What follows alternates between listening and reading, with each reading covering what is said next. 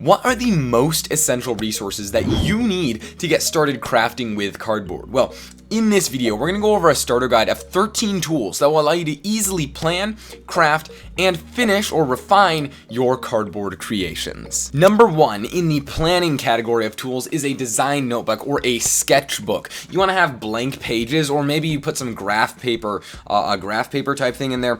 But this is super helpful to get a grasp of the idea of what your creation is going to be like before you make it, and it just helps you solve those problems before you even start building. Planning your creations helps you get a more satisfactory solution faster than if you had just winged it off from the start, and you want to make sure you still plan accordingly to the complexity and size of your creation. If I'm just going to build a cardboard box, I might not even sketch anything out, whereas if I'm building like a complicated model, I want to make sure I have a detailed plan for that. Item number two is a steel ruler, and this just helps you get straight lines, and mine has a cork backing so it sticks to things a little better when you set it down. But you can also scale drawings and visualize how big something is going to be. If I'm like, hey, I want this to be 7 inches or 6 inches long, well, you can see that on the ruler. And it is also, don't get me wrong, it's a super important thing when you're crafting. I just got it in the planning category because it can be used there as well. But when you're crafting, it's a straight edge, and you can use it to draw straight lines on your pieces of cardboard that you're going to cut. And you can also simply take your knife right along the edge. Since it's steel, it's not going to cut into here. You can just take that knife along the edge and make a perfectly straight line. Number three, the third thing you're going to need is some pens. Obviously, you need something to write in your design notebook and sketch out those ideas. So having a pen is great, or a pencil, depending upon what you prefer to use. And then some extra colors are always a bonus. And most people have pens and pencils lying around their house, so you won't even need to shell out for that. But you still want to think about when you're on your cardboard, sometimes a regular pen doesn't make a super great mark. So you might want to consider having a marker or Sharpie on hand where you can get a more distinct line, especially if you're doing really big models. So those are the three things that you really need to plan your creations, and we still have 10 more coming up. But if you're getting value out of this video, smash the like button. And my name is Eli Tennant with MakerBrain. On this channel, I love to give you tips, tutorials, as well as tool guide breakdowns just like this one. So if that sparks your interest, then consider subscribing and hitting the bell notification icon so you get notified every single time I upload a new video. Just think about how lovely that would be to get an annoying notification every time I upload a video. Just be fabulous. So now we're getting to a little bit more of the fun part. These are the tools that you need to craft with your cardboard, to actually cut it, actually glue it together, and build something. And the first thing you need is your hobby knives. And these are some nice little ones that I got, and oftentimes it's good to have a set, especially if you like to use different kinds of blades. I could have one kind of blade mounted in this one and one kind in the other one, and then that is a little more versatile. I can switch between them as I do different things. These are really small and accurate, and you can get a lot of control with your fingers as you use that fine motion, cutting nice curves and stuff. They're good to use with a cutting mat, and we'll jump into that in just a minute. And although they're a little tedious for big long cuts, you have the advantage of whenever your blade gets dull, you can simply release it and put a new one back in, which is definitely a bonus. Number 5 is the first tool I ever used to cut and craft with cardboard, and that is a full-sized utility knife. And these are good for bigger cuts. They can't get quite as accurate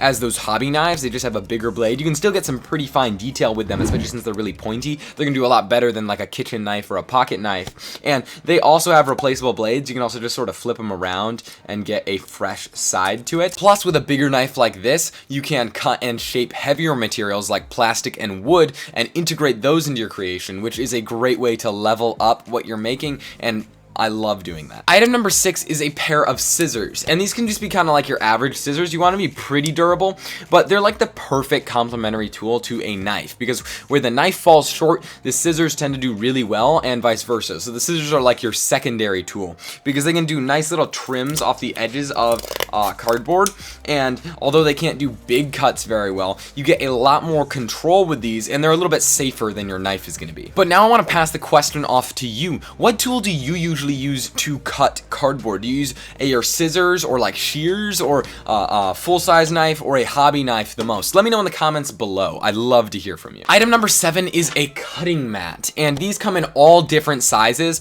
but they're gonna help preserve the blades of your knife and make them last longer. And then this is also a self-healing cutting mat, so supposedly some of the scrapes inside of it and those cuts will kind of self-heal themselves back over. I'm not sure how well that works, but it's advertised that way. They also almost always have these inch markings along them, or millimeters depending upon where you get it from, but that can be used as a nice little quick and dirty ruler that comes in handy when your normal ruler doesn't quite get the job done in the right way, or you don't want to get out your normal ruler. Furthermore, a cutting mat will give you cleaner cuts than if you cut like on a carpet or if you cut in the air.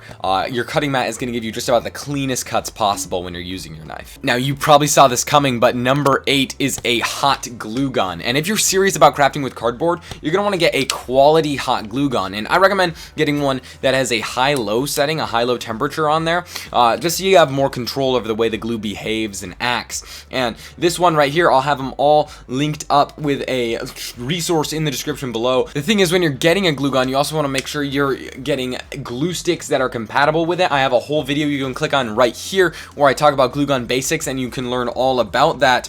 But yes, you want to get a quality glue gun because this is the core of your crafting. You're gluing all the time when you're connecting cardboard. So if you have a junky glue gun, it's just going to get annoying really quickly, and you're going to wish you had spent that extra like $5 to get a nicer one. And now item number 9 is duct tape, and I actually need to resupply my quantity of quality duct tape. This is kind of some I just sort of like found, but duct tape is one of those things you never expect to need but always do, and it's good for making quick repairs to things, and then also it can be used as like hinges and stuff in various creations because it's flexible. Furthermore, it can add strength to a model and connect things in ways that it is hard to do with a hot glue gun. I want to make sure you know that you can get a free cardboard crafting tool guide that lists all of these tools along with links to my recommendations for each. Plus, it gives you a brief breakdown and description of how each tool is supposed to be used and its typical price range. I've taken my years of cardboard crafting experience and condensed it into these tools, and then it's all in a nice PDF checklist that you can look at, and all you have to do to get it is click the link in the description below and then enter your name and email, then have the entire tool guide sent straight to your inbox. Alright, on to the last super important tools. These are the tools that you need to finish, to refine your creations, and just take them to the next level, have them look totally awesome. The first thing you're going to need is some Spackle Filler, and this is usually used to fill holes in drywall, but I love to use it on creations that are nice and complicated like this, and I want them to look as professional as possible. You can use this to fill in all the gaps and the ugly ends of the cardboard and smooth everything out so that it just looks seamless, and then you can paint over that later.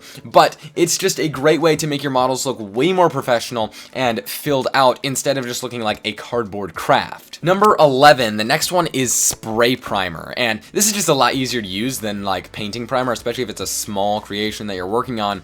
But this just takes your entire model, whether you have spackle on it or plastic or wood and cardboard, it takes it all and gives it a uniform finish, a uniform color, and a uniform texture, so that when you paint it, it all your paints stick better and they all come out with like a truer color than if you had just left it bare, and you won't have to use as much paint that way either. Number 12 is paint, and painting your model just gives it that extra bit of wow factor so that people really just see the pizzazz that it's got, and it's just appreciated more than if you left it as plain cardboard. And especially with more complicated models like this, just adding that paint is absolutely a worth it step for the amount of coolness that it adds to your model. And it's definitely essential if you spackled it or spray primed it, because those by themselves don't look amazing, so you want to make sure you add the paint after that. And I've always used acrylic paints, but I haven't done a whole bunch of cardboard painting myself, and I just want to remind you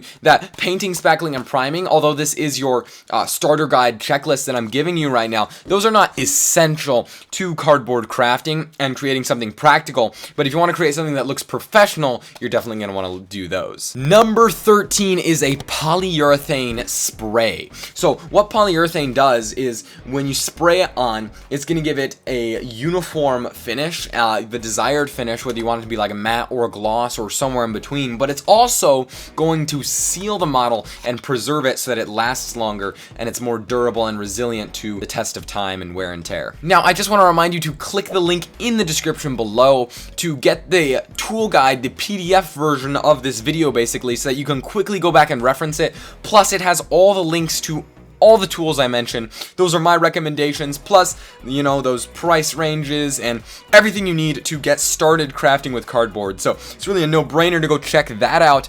Plus, you can click on this playlist right here where I go through my tools for makers, as well as the other video down there. That's the best suggestion from YouTube. Or subscribe, you know, you could always do that. As always, I'm Eli Tennant. God bless you, and I hope to see you in another video.